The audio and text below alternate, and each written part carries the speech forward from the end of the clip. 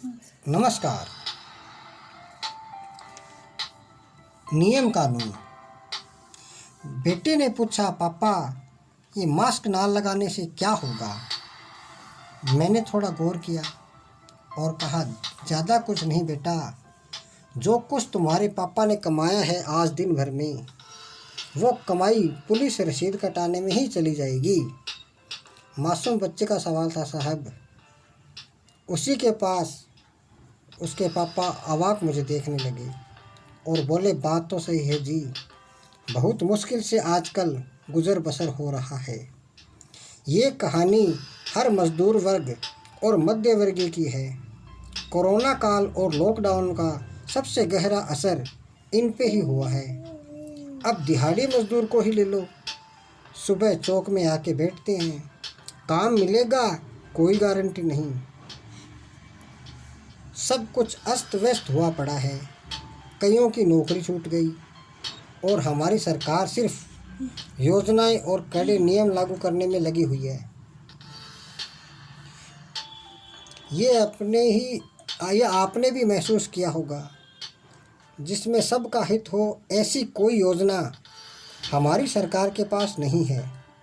इससे अच्छा तो हमारी मोबाइल व अन्य कंपनियां हैं साहब, कि उनके ऑफ़र सबके काम तो आते हैं एक जैसे।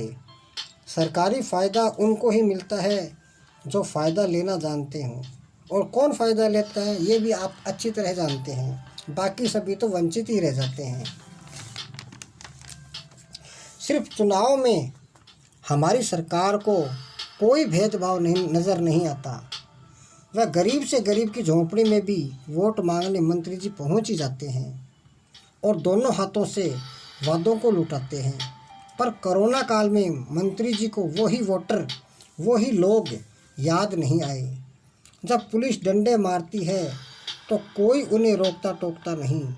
लोग मीलों पैदल चले और घर पहुँचे। इसमें भी हमारी सरकार सिर्फ मास्क लगा के कोरोना कोरोना चिल्ला रही थी।